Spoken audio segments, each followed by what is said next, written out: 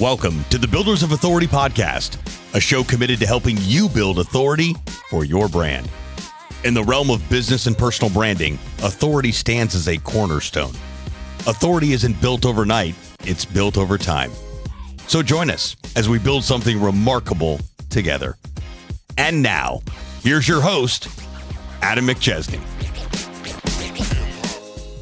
Welcome back, everyone, to another episode of the Builders of Authority podcast. We're live here at Adventure Unknown in Fenton, Missouri. If you're in and around the St. Louis area, you're an entrepreneur, you're a networking individual that's looking to level up your network and hang out at a cool place, I would love the opportunity to have you as a guest here. Maybe it's been a while. We can show you around not just our new office, which has the podcast studio, but Adventure Unknown as a whole, 100 plus members, adding a lot of really cool new amenities, but it's been a life-changing experience for me. Just not even just business-wise, which it has been, but also personally just meeting some high net worth individuals that have truly helped change the trajectory of my life and business. So send me a message if you're interested. Would love to have you either come visit for the first time or come back. Today's guest is someone I've been looking forward to sitting down with for quite a while now. He's my friend Mark Steiniger. Mark Steiniger is the CFO and a partner at Kuesel, or is it Kuesel? Kuesel. I know I was going to screw that up. That's all good. Sure. Excavating, a heavy civil contractor based out of O'Fallon, Missouri, that's doing some serious work. They have a lot of different really cool projects that they do across 7 states now. He's got a hand also in the plumbing world, so we were just talking about that. He bought a business recently, and we'll kind of dive into some of that stuff today because I think it's a great conversation for a lot of contractors that listen to this, or people that really don't have contracting experience, but they're a business person that's looking to get into an industry that, let's face it, with AI, it's not necessarily going to take it over tomorrow. So we'll talk a little bit about that. He wears quite a few hats. Before all that, though, Mark and I met originally at Columbia College, where he got an accounting major. He also has an MBA, did his time as an auditor at Williams Keepers, and somehow along the way managed to also tackle everything with soccer. So 4-year starter on the soccer field, academic All-American. Basically every single year he was eligible and an NAIA scholar athlete. So overachiever, right? as we all know that. But the thing I love about Mark, though, and the reason why this conversation is a little bit different than most of the guests that I have on this show is he's known me for a while. I was a senior when he was a freshman. We played college soccer together at Columbia College, which in theory, because I was a senior and he was a freshman, I was probably supposed to be the older guy showing him the ropes, whatever you want to call it, role model. In reality, Mark probably saw me in some of my most chaotic moments. I think he can attest to that. The version of me that existed long before any of what I'm doing now. Then he proceeded, he might not remember this, but he proceeded to take my position my senior year on the field. A couple people did, not just him. But I remember going into Coach Klein's office, and he was mad at me for having a bad attitude as a senior. And that senior year group, we had terrible senior leadership. It was pretty bad. But we didn't even have a captain. We literally didn't have a captain, I don't think. It was fun, though. It was fun. It was fun. But so he brought me in, and he was asking me why I was upset or whatever. And then there was Dale, who was playing in front of me, and then you had came in, and he kept comparing me to Mark, and he's like, he's younger, he's faster, he's hungrier. And then I was like, all right, coach. Anyways, had a lot of respect for Mark since day one. It's been a couple years since we've actually sat down face to face, so we were just having a conversation. It's really cool to see Mark grown over the years into the business and entrepreneurial world. So there's something really cool about having a conversation with somebody that's known you for quite some time. So excited to dive into that today, Mark. Good to see you, dude. Thanks for coming in, man. You as well. Long time no see. That is funny. The good old days of Columbia College. Good old days, man. It's definitely changed a lot now. Oh my gosh. The goat house and everything. You probably haven't talked about that on the podcast. Yeah, I haven't talked about the goat house on the podcast. I was thinking about that though as I was writing the introduction for that. I was like, what? My entrepreneurial journey started at the goat house. 100%. When I would buy the kegs 100%. and make all that money and then end up buying more alcohol. I still remember you were, you did school, soccer, all that, but you were doing, is it Ms. Marketing or whatever at that time, way back when. I know like Matt was doing other stuff too, but Yeah. even when you guys were there, like, yeah, I mean, we had a good time in college, no doubt, but Yeah. you were still already like, No, you I was were scheming. a person that, working though, you know? Yeah. Some people, you know, like, say you go home when you're in college or whatever, you go Yeah. home for the summer. Some people just don't really get a job or work that, you know, do that much, but you were always, even during the school year. you know, doing No, I stuff. was always like, because I remember, because like I was just like, man, I need to obviously like find money. So Yeah. like my freshman year, I started giving tours, you know, and then When I was in high school, Yeah. you were my touring Was guy. I? I Okay. swear. That's how I knew it. Back when, way back I when. was doing that. I was answering phones in the admissions office. I then ended up starting doing this stuff with Yeah. Ms. Menus and Hotbox Cookies and all That's this stuff. it, yeah. Because I was just like going around and I was like, man, like, you know, I want to have a good time. I Absolutely. need money because like I didn't have money. But I think like, you know, you look back to like that. I look back to people like you and like obviously like, you know, people can change, right? Where you're like, I think they're gonna definitely crush it later in life, and then they just like, you know, amount to nothing, if you will. Yeah. But like, I was like, man, like, there's a lot of people that were like, hey, you were doing that stuff back then, and I look at you, I was like, man, you could just tell, right, that like you were always, even on the soccer field, right? You know, I was never the most talented person. Me either. I know, but like I was slow. Come on. Exactly. I know, but My wife tells me I was slow as hell on the soccer Coach Klein field. said that you were faster than me, which you were. But like, which is not saying a whole lot. But like, you look at it, whereas like we could always see though, like 5 to 10 plays ahead. Where it's like Right. we weren't gonna be the most talented person, but Right. like we know like if we have enough time to calculate and run the right play or do the right thing, like we're gonna do it. Yeah. And that's why I think we're both I where we're agree. at in business. So talk to people a little bit, you know, kind of post college. I know obviously you went the job route and then moved back here. Talk to us a little bit about that. Yeah, so I'll just even start from the, you know, I'm very fortunate. My my father started Kuesel. Well, he bought it, but it was really, he pretty much started it. It was just like a one equipment kind of company in the late 90s, but he bought it and, you know, he would tell about all the payroll nightmares throughout the years. And obviously 2008, 2009, I hear about it from tons of people. Even I was just playing a golf tournament with the bank yesterday, and a bunch of those guys went through the same thing. But, you know, we're very fortunate because we kind of grew up in that, right? It was, mom was taking care of the kids, dad was working. Yeah. You know, like nowadays you hear like 8-week paternal leave or whatever. And to be honest, it's crazy to us. But, you know, my dad was like, I was at work the next day, like 2 hours after you guys were all born, I was, you know, back in the office. But, so really, you know, my background was always any summer or after school in high school, you're going to work, you know. Yeah. You're power washing equipment, you're, you know, grease and cleaning out the, you know, our stabilization equipment has a lot of chemicals and it's like cement hardens up and stuff. So it's not like an easy job, but he would always, you know, stay on top of us of, you know, and not make it easy, right? But at the same time, he was building a business and, you know, he's an engineer. He's not a, you know, your prototypical, you know, finance guy or,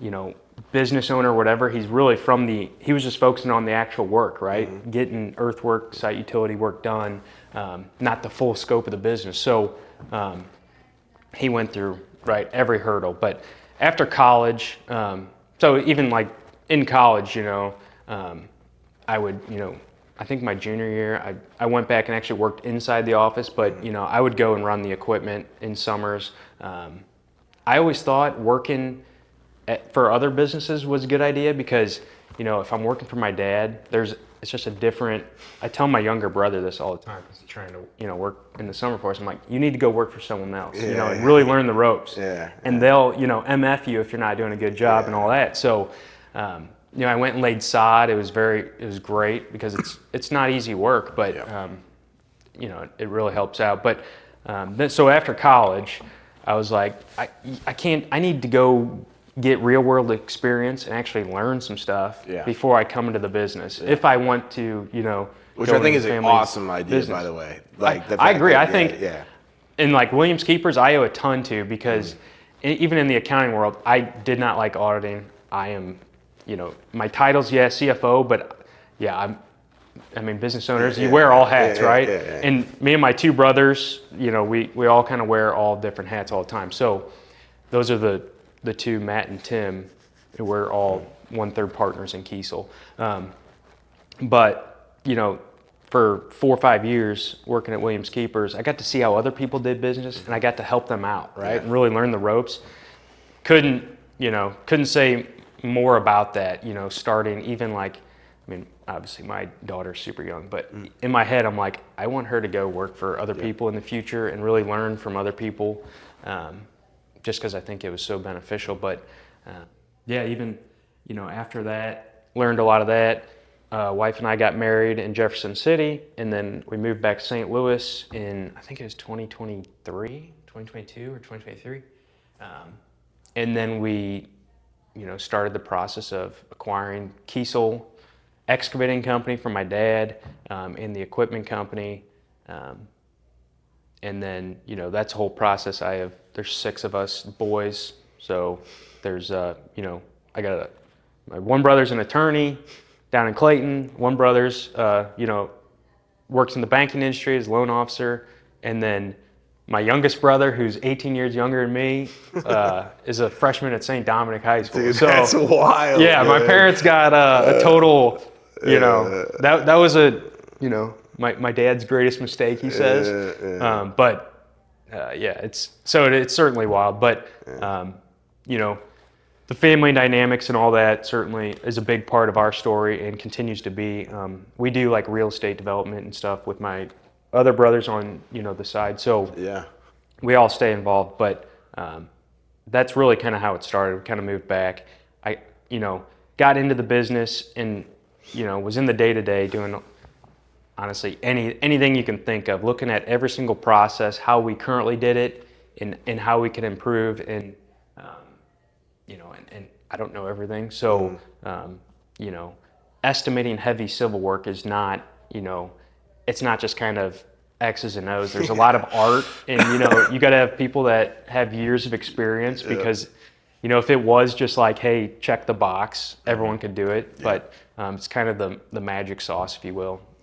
Same thing with the commercial plumbing side. You just got to have experience to be able to bid that type of work. So you know, I wouldn't certainly dive into that, but you know, acquiring the business and going through all that is a great process too. And I was fortunate enough, even some M&A stuff, you know, I learned on the accounting side. So certainly helped me going through the process and knowing before we kind of, you know, did the inter-family purchase. So how has it been working with family? It's good. I mean, I think we hold each other accountable. You know, we are not. Do you think it's because there's 3 of you versus 2 of you? 100%. Okay. Yeah, because if 2 outweigh the 1, you have no say. You're done, right? Yeah. I totally agree. That's a great point. Because like I see a lot of we have a lot of clients that's like husband and wife, or father and son, or brother and brother. Or whatever, and it's like, dude, it's tough. So that was my question. Is like, you know, it's hard to argue when you're out. You try to basically persuade them, but any of the big decisions, you just you know, tuck your tail and walk away. So then on that too, right? I know you your title's technically CFO, but another thing, a lot of business owners just struggle in general, even if it's not family, is if there's multiple owners in the company, is truly having clear defined roles and responsibilities. How have you guys navigated that? It's certainly hard. You know, like titles, I get it. You know, they're important. People like that. And that is one thing we're trying to do, even in the plumbing side. I'm doing it right now. Clearly defining people's roles and responsibilities. Like at Kuesel, we've always we have estimators, and then we have project managers. So, you know, the estimators are going to bid the work. They're going to, you know, really go get the work, and the project managers are going to take the ball and run and get it done, right? A lot of companies, the estimators are also the project managers, where, you know, there's a whole theory behind that. And I don't think either is, you know, they have costs and benefits to both, right? Like the estimator PM kind of combo, you can really look at, hey, I bid this job and ran this job. Here's my job performance, right? You can really see how people are, you know, performing versus how we do it. Communication is so big because there can't be a drop in communication between estimators and project managers. But in terms of, you know, defining roles and responsibilities in a small business, you know, we In summer, we get up to about 100 people, but like right now we have, I don't know, probably 50 to 75. The field is 75% of the company, and there's 15 to 20 in the office. But, even defining, because it's not really only Kuesel. There's other entities that we also have to do stuff for. So, like Jill, she's our director of administration. But she has, these 10 things she does for Kuesel. Yeah. But then for the real estate and development companies, she's doing all this other stuff. So it's certainly very hard, and we don't have a perfect organizational chart. I'll just say that. Yeah. It is, I'm a visual person, so having one is great. Yeah. But ours is, I kind of like it because ours, I would say, is more horizontal than vertical, to where I think that's the way, especially in construction, it's kind of got to be. Yeah. And like, we're not going to micromanage our project managers or estimators, right? We're going to do, hey, we're going to check in, kind of bullshit with them or whatever, but we're not going to sit over their shoulder and say, hey, what'd you just bid, or how'd you bid that, or why'd you bid it that way? Yeah. That's just not, we just got to trust that, it's going to get done. Right, and they're going to do it right. So, two other questions. First question is, what was it like taking it over from your dad? Oh gosh, from the my dad started to do less and less actual work in the business, even before I came back. Sure. So my brother Matt, he's been in the business. He was equipment manager.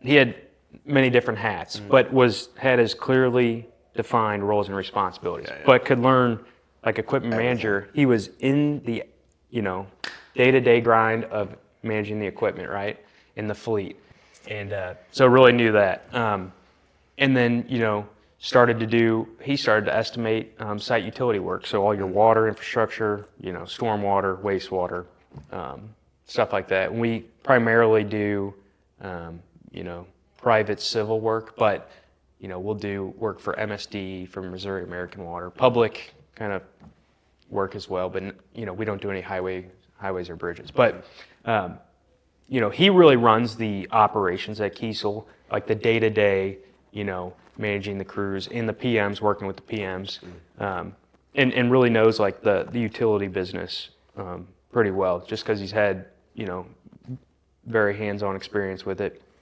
So that was already kind of happening. So in terms of like, say the closing date, right? The closing date technically was like October 1st, 2023.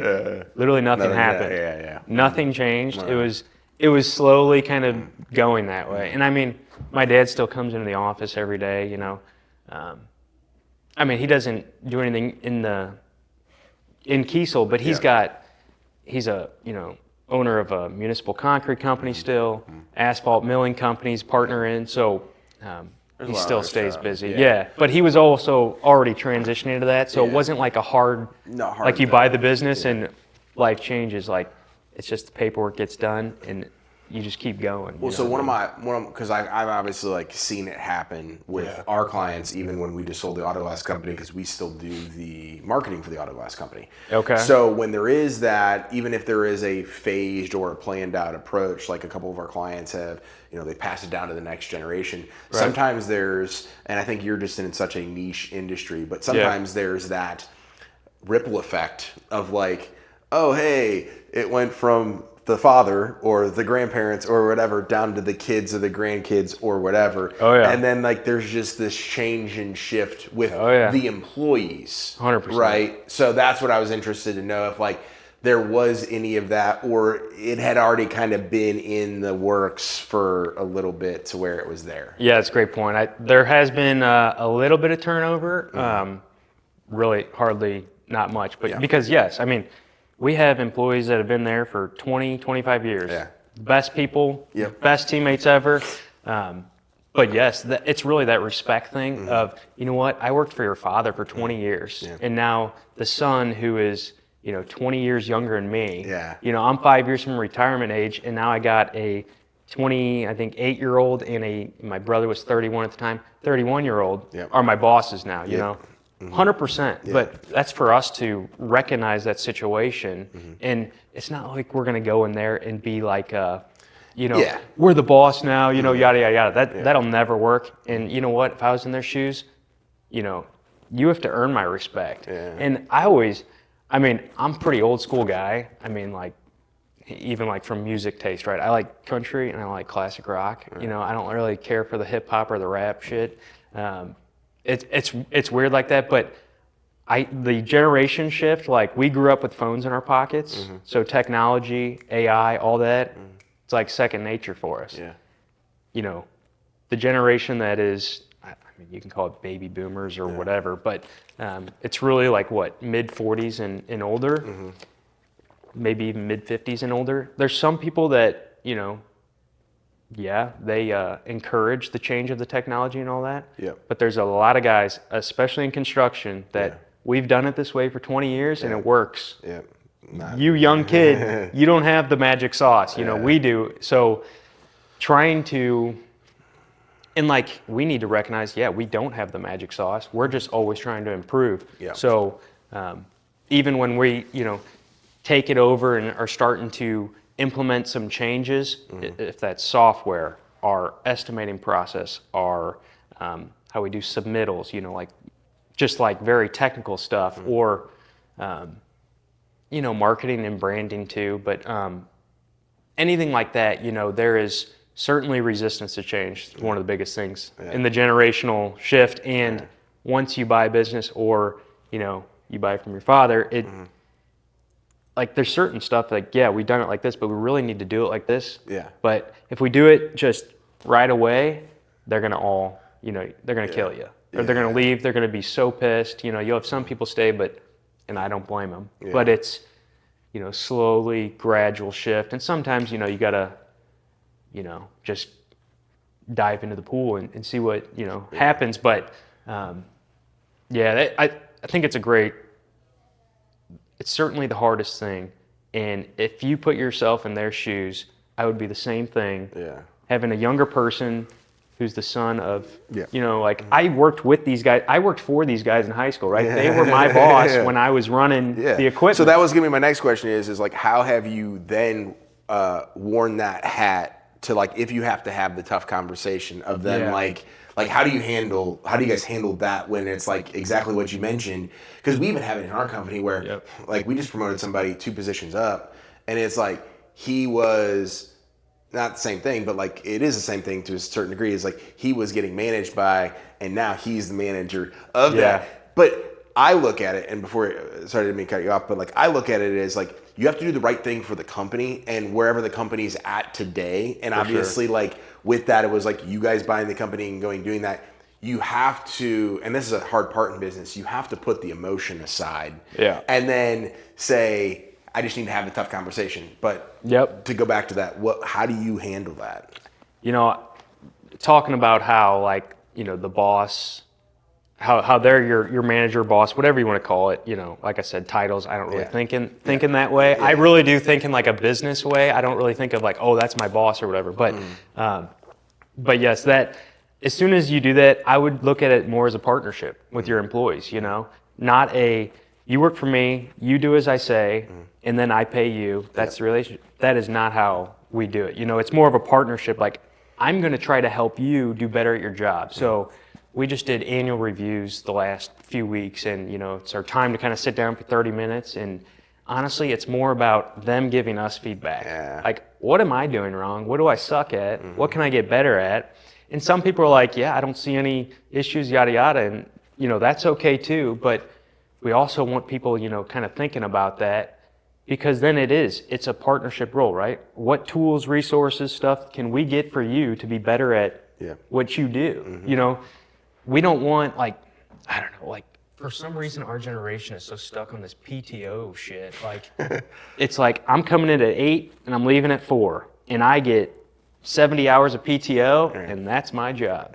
No, that's not how we look at it, You got to be flexible, I come in relatively at the same time and leave relatively at the same time. I mean, daycare pickup certainly has changed the game on that, but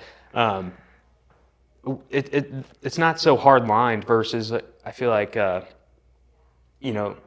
construction, if the job's not done, and we can knock it out in 2 hours. Well, you're just going to stay and knock it out. You know, you're not going to say it's 4 o'clock, so I'm going home. You know, it's I don't know. That's kind of going off on a tangent, but no. I mean, circling back, it's the partnership. It's looking at it as a partnership, and I will say that is the hardest part, is when you work at it as a partnership and you're going in easy and you're like, hey, let's try to do it this way. Or look at it from my point of view. Here's how I think we should be doing it. Here's how you think you should be doing it. Okay, it's not who's right, who's wrong. It's let's work together to try to find a common goal. And I mean, I will say it's not like it's perfect every time, but there are times where you got to have a hard conversation, be like, no, you have to. We're doing it this way, you know, and go forward. And that's not, you know, that's not how we want to do it. But sometimes, you know, if there's like a stalemate, it's like, okay, we just have to, you know, get shit done and move on, right? Something's got to change. But, The people part of business is the toughest part. I totally agree. Like we went from this time last year, we had 10 employees, and now we have 44, and it's the most complex problems that I have. And not necessarily always just like employee issues or whatever, but trying to figure out how all of the personalities go here and there, trying to figure out how to, again, get the feedback to make their stuff better. When there was 10 of us, I could easily go buy a new software, train them quickly, train them on this, train them on that. Now there's shit that I don't even know that happens inside of my company where it's like, in order to roll out something, it's got to go through the finance manager, to go through this, to go through that, and then there's got to be a formal training. But the team is so big and there's not enough time to do hands-off in every single department. So then it's got to, it's just like... And you got to trust. Exactly. You got to put in the trust. You got to put in the trust. Yeah, because you can't micromanage. It's just like, you know, any corporation that scales like that, you just got to trust that you know, you implemented the right... you have the right people, really. But I totally agree. And then the personality differences is, I mean, good luck trying to manage multiple, you know, people that have different personalities. Well, you know, your culture or whatever, you can kind of shape kind of what you like. But yeah, I totally agree. That's just certainly the hardest part. Robots, you know, don't have health insurance, right? That's what they say. Yeah. So what made you decide to go with the plumbing company? Like, what made you decide to say, hey, we just bought this company from my dad. 2 years later, we're going to go buy Legacy Plumbing. So really, you know, we look at it, we have to diversify our services, first of all. We do commercial construction, so, you know, any private equity group will tell you that, you know, it's a horrible business model, all that, because there's so much project risk. Yeah. And I agree with that. There's so much project risk. We just went and bought a commercial plumbing company. They're looking at us like, you know, you're an idiot. There's project risk there still. I totally agree. But on the plumbing side, you can start to grow into residential, and the service division is kind of a game changer, which, I mean, I can get to that coming up, because we're kind of, that's like, you know, the ground floor right now. We're really trying to build into that right now. So, so really what we look for is, you know, we call it investing in enduring businesses, right? Construction, infrastructure, especially right now, especially like vital infrastructure, water, stormwater, sewer. Most people don't ever think of this stuff, but you know, every time you flush a toilet, every time, you know, you turn on your sink, you know, it somehow gets there, right? So, so we think, next 25 years, plumbing is going to be a good business. AI is not going to come in. You know, you cannot, you know, replace what a plumber can do with AI. I mean, it'll probably happen eventually. Something will happen, but for at least 20 to 25 years, you know, and that's how we underwrite it, 20, 25 years. We want small family, you know, owned companies locally in St. Louis.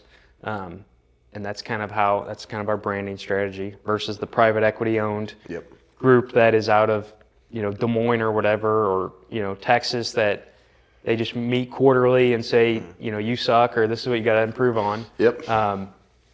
So that's kind of how we can compete against them, because obviously they have all the funds in the world, and on price, you know, that's what sellers really want at the end of the day. But there's much more to, you know, especially when you build a business for years and then you're selling it to someone, you don't want it to just poof and change overnight. So we certainly try to, you know, acknowledge that. But really what happened is, we've known, John Eyes is him and his wife, they built the business out of their house. Their office was out of their house, still was when we bought it. We got an office, it's right across the street from their house now, going through the, you know, rezoning process now and all that. But So yeah, got to get a sign on it. And Yeah, get our Google business profile. Yes, because that Google business profile, I could kill Google right now. I've done so many damn videos, but they say it's not a permanent sign. Sorry. Yeah. It's like, oh my God. But we can't put it on there because it's not rezoned yet. But that's besides the point. So what happened is, especially buying a business, you just got to trust, the person selling it to you, because we're not going to go through due diligence with them for 6 months, right? We're not going to pay attorneys $100,000. We're just not going to do that. There's going to be some trust. Yes, we do quality of earnings, making sure their finances, accounting, all that is right. But in terms of like the legal aspect, actually our attorneys were from the same firm, but nice. They had the conflict letter or whatever. But it worked out great. Yeah. So when we do site utility work in St. Louis, we can bring our water and our sewer, the pipes, within 5 foot of a building, and then you're done. Plumbers get it from there into the building, all that. So the actual service, especially in the commercial plumbing side, there's some cross-selling there. Kind of like in home services, it's much easier to cross-sell in that because it's non-union, it's all that. We're a union contractor, both plumbing and Kuesel, and our hauling division union, all in St. Louis. And there's certainly cross-selling. We already have 2 jobs right now where we were on site. Kuesel was. The plumber on site was not, our client, the general contractor, was not happy with, very pissed. And we have good relationship with them. They know us, they trust us and all that. So we're like, yeah, here we go. We'll get you a number. Yep. And they're like, yep, we're good with your number. Please, get on site. Let's get going. Yep. And there's some risk you can take if a plumber starts work, they hardly did anything. But if a plumber starts work and then you're trying to take over there's a lot of liability and warranty and risk there. So it was really very at the beginning stages of the project. But so it works out great, right? Especially in a competitive bid. I mean, any earthwork contractor in St. Louis will say this is the worst earthwork market in the country by far. We just did a job in Nashville. It's just night and day. And there's more actual competitors in Nashville, but people will literally bid earthwork, so that's moving the dirt, to lose money because they want the other work on the job. If that's concrete or if that's utility work, it's crazy. It's truly a crazy, to where we've actually pivoted more into the utility business from the earthwork side. But which kind of ties into the plumbing company. And I've learned, the plumbing company, it is certainly night and day different. Plumbers are different from operators. They're different from laborers. Yep. It's different type of work. It's very similar in terms of we take the big pipe and then the plumbers take the little pipe to the, sink or toilet or whatever. Yep. But man, the culture is a little different. We've, kind of, got ingrained with that. The union is different, all that stuff. So, it's still commercial construction, still competitively bid. But like I said, our goal was we need to diversify from earthwork and site utility. Because like 08, 09, I mean, my dad always talks about it. It's like home builders, they'll always talk about it in St. Louis. It wasn't just overnight, but it was, everyone saw it. And it was a year long, and then another 2 years long. And obviously the recovery was rough, but we've never been through that period. I mean, COVID, I called it like PPP money. You can look it up, anybody who has it or whatever. It was scummy because there were not that many industries that actually got, like restaurants, obviously, right? Yeah. Like, yes, they had to totally shut their doors, all that, but there was a lot of people that still worked, but they took all this money in PPP. Dude, it's insane. I wasn't eligible for it because my business wasn't full time, but there were other marketers, like even I think McKenna. It was like, dude, I got like 150 G's or something like, and I'm like, dude, like marketing businesses ended up booming after that. Right. The government just pumped money into the economy. Like obviously inflation. Inflation was transitory. That was a joke. But God. that was so obvious, People were all working from home. People were, the meme stock shit on Reddit and all that. It was fun money for so many people. And obviously now, we're paying for a lot of it still, with higher interest rates and all that. Of course, it comes back. But that time it was crazy that, still. 2021, you can still look at all the public data, and I look at some and I'm like, damn, you took $2 million. And then you see what they were buying, you know, like a couple years later, you're like, okay, a new toy down there or whatever. You're like, damn. But no, it's yeah, the plumbing for us, you know, it really works. And we had to diversify. Like I said, the 08, 09, we just didn't want that to happen again. Because just like we had to, you know, a lot of people be like, oh yeah, your dad just gave you the business. Well, he can't because we have business or brothers that are outside, you know. So we actually had to buy the business from our father. And there's some trust stuff in there that made it a little more complex, but you know, we had to buy it. We couldn't just get gifted. So, you know, a lot more debt on the business.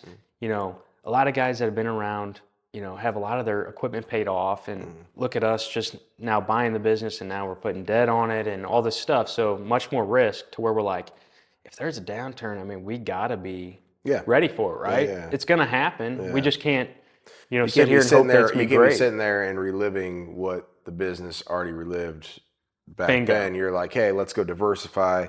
Which I think is incredible, because it's like, hey, we're going to go do that, but we're also going to build ancillary things that can feed in and out of each other. Right. When you're going and doing different things in different industries, and taking a look at it from, hey, I could go start this from scratch, or I can go buy something that's already in existence that has the foundation there. You just need to bring your skill set, technology, business acumen, savviness, whatever, and light it on fire. Yeah, and I think like the cross-selling, you know, before the company was really doing, you know, they had really like 3 or 4 clients that they would just always do repeat work for. And like there was hardly any overhead. I mean, he was running out of his home. I mean, his office was literally right upstairs, and then the shed was downstairs with, you know, all his tools and all stuff. So we put more overhead on the business. We hired an office manager, you know, then more debt on the business. So we knew like, hey, we have to grow into this, right? But then cross-selling it worked perfectly. We got, you know, we're doing our largest project ever right now on the plumbing side, you know, and that was within a year. But that was a cross-selling opportunity from Kuesel. So it was like, it made all the sense in the world. And the service division is, you know, you go do a job, you leave your stickers and all that stuff on their backflow devices and all that. So whenever they have issues, they call Legacy and say, you know, I need you to service it. So, and that's a whole nother thing, you know, you got to have the service, having a union, the union versus non-union is so different, because on the service side, you got to basically pay for them to, you know, be on call, right? And there's many more rules to that, but because of the union labor, but it's going to work out great. And we get calls all the time. You know, we're competitive with the non-union plumbers now. So that's where I know like these guys are killing it, because they just, you know, we'll just call and say, hey, you know, water heater replacement, and they're going to charge us like $5,000, and we're like, okay, well, you guys are kind of going crazy here. You know, you probably should. So now we're going to start doing residential work as a union contractor. That's where we're at with the industry here locally. But you know, you do have to have you can't have the local guy down the street do your plumbing. You know, unless it's an easy fix, it's okay. But if your plumbing goes wrong, you know, you're out of hot water, or you just don't have any water, or something bursts or something, you're gonna spend a lot more. So you certainly got to have someone who knows what they're doing. But at the same time, you know, our ability to really grow the residential side and the service side is going to be the key to the business, because the commercial will continue to grow and all that. But that's the side where how we diversify and de-risk from the, you know, how you get the recurring calls, right? And stuff like that, versus the project risk where, okay, you just bid a job with 5 other plumbers on it, you weren't low, see ya. On to the next, right? So, but that's part of it. And, you know, we figured out how to, you know, do it successfully, but there's a lot of risk there that we got to stay away from. So did you ever think back in high school, college, you'd be where you're at today, in the family company, one, but then two, like, oh hey, I just bought a commercial plumbing company, I'm doing all this other stuff?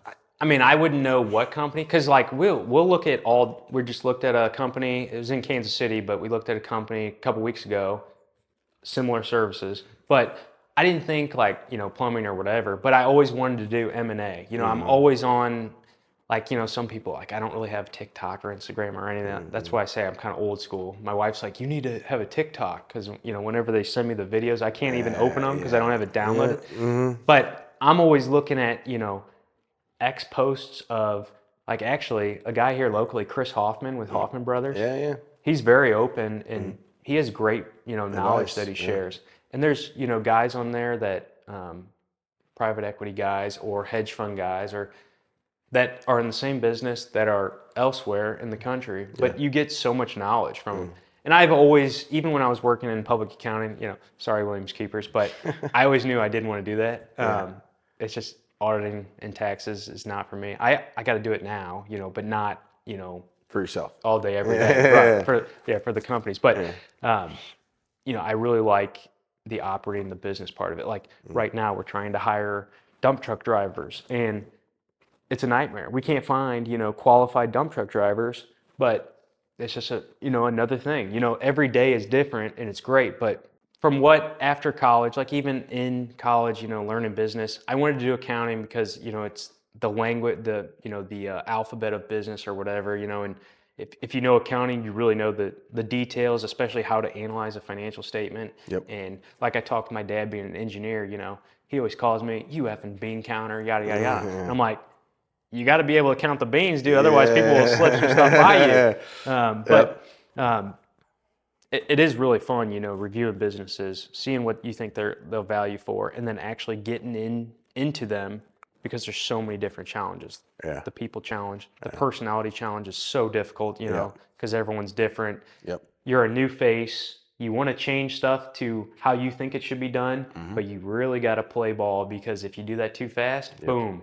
You know, and like I said, we're very proud that we have had zero turnover in the plumbing company, but at the same time, we've also thought, like, you know what, maybe we haven't pushed the button enough, you know, maybe we're too nice.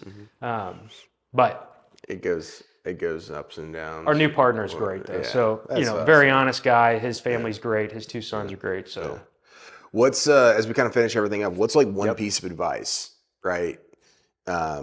You're telling somebody that's a business owner, something that you've learned that you're like, man, if I would have learned this, call it right when you bought the company from your dad, or as you've been looking at all these other businesses that you're like, it would have helped me out.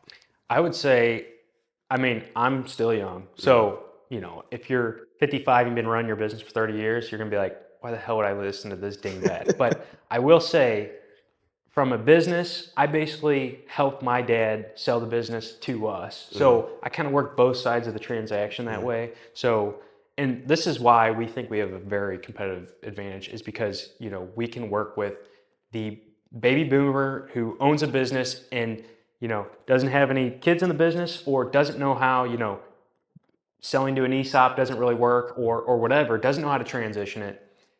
That's where we can come in and really help. But, you know, if you're a business owner and you're looking at really that next thing, right? Is it a key employee who's going to buy you out? Are you just going to try to get a broker and list it to the next available buyer? Or do you have kids that you're trying to, you know, transition to? I would say, you know, you've really got to get, and this is specific to how we did it. It's father-son relationship, kids, you know. You really got to know that your kids are up for the challenge to really take over the business, because, I mean, how many businesses fail second generation and then especially third generation? So how do you, even instilling, you know, like say, you know, you're going to work for 10 more years and your kid's not ready or whatever, how do you prepare your kid to be ready, right? And it's stuff we talked about. Your kid better be respected by the current employees. Otherwise, as soon as you sell that to him and you're gone, you're going to Florida or whatever, you know, for half the year, they better respect him. Otherwise, it ain't going to work out. So how do you help your kid be respected? I think it's just, you know, hopefully you instilled those values in him or whatever, but also, you know, you need to teach him to understand the situation. Like, know where you are. You are the, you know, you are the kid of a business owner. You're very fortunate. You need to understand that you're very fortunate and you're lucky, you know. Like I've said all the time, me and my brothers are so lucky. And if they don't actually understand that, it's going to be really hard, because then you'll never get the respect of other people. But at the same time, it's trying to work in partnership with those employees. The respect factor is, there are some people that, they just will never respect, and it's just never going to work out. And those are the ones that, shipped on, right? It's like, let's just move on. And honestly, it's been great from what we've done. But most of the people, 90% of the people, they understand we have a mutual respect for each other. And yeah, there's hard times or whatever when, you think something should have been done right. But at the end of the day, if you're, going to transition the business, especially inside a family, the other stuff is a whole another decision, and brokers can help with that or whatever. But if you got kids and you're like, I'm 50, it's been great, I've made good money, but I really want my kids to run this business, and because at some point it becomes legacy, right? Everyone talks about legacy, like money is money, but how do people respect you? What's your reputation? When your name comes up, what do people say? Good guy, bad guy?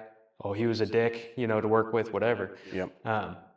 And that's going to be through your kids too, especially if they take over the business. So we talk about it all the time. We're like, Dad, don't be mad that if we, do better than you were doing in the past, because we're part of what people look at you. When they see us, if we were, assholes, snobby, whatever, it's a reflection on you too. So I don't know, that's part of it, but that would probably be the best advice. And honestly, anyone that sees this or whatever, I feel like I have really good experience just because I was on the outside world. I did the inter-family thing already and represented both sides. And I continue. Like right now, going through another transaction, my father is, but I'm just assisting and guiding him. I'm not getting paid, nothing like that. But it's just helping him out. It's part of the family deal, right? Yeah. It's, hey, I wiped your ass for 3 years, and, all the shit we did in college and the shit I did in high school, He's like, I dealt with all that shit. Yeah. You're going to help me out with, counting the beans or whatever. Yeah, that's awesome, man. But dude, this has been great. Where can people stay connected with you, also learn about your companies? We'll put that in the show notes. Yeah, KueselInc.com is our website. I try to post on, I did just figure out this buffer thing where I can just post one place and it goes everywhere. It goes all places. Life-changing. I'm not good at marketing. I don't really, but I do think it's important to try to explain what we do to people, because that's the biggest thing with heavy civil, right? When you see a tractor on the side, nobody knows what the hell you're doing. They think you're just playing around in dirt or whatever, or pipe, Yep. Mm-hmm. So I try to just, put some pictures out and say, this is what we do. It's really, truly, our operators, laborers, plumbers, it's truly vital work. This is important stuff that we're doing. So I try to, on Facebook, LinkedIn, Instagram, whatever, I think I create an account where it posts there. But yeah, KueselInc.com. The KueselGroup.com is kind of our holding company, if you will, just so we have, our subsidiaries that it's all about structure, but you can find more about us, especially with, the families that, especially if you have people that see this and they're like, yeah, I've had a good run, but I'm looking to sell my business, but I don't really want to sell it to some person out in California. You can check out our website. I'm not really active on social media, to be honest. I do not like social media from a personal side, but the Kuesel side puts stuff out there. Legacy, I put stuff out there. Facebook and LinkedIn's probably the biggest, though. Love it, man. Well, dude, thank you so much, man. This was awesome, man. Appreciate it. It was awesome.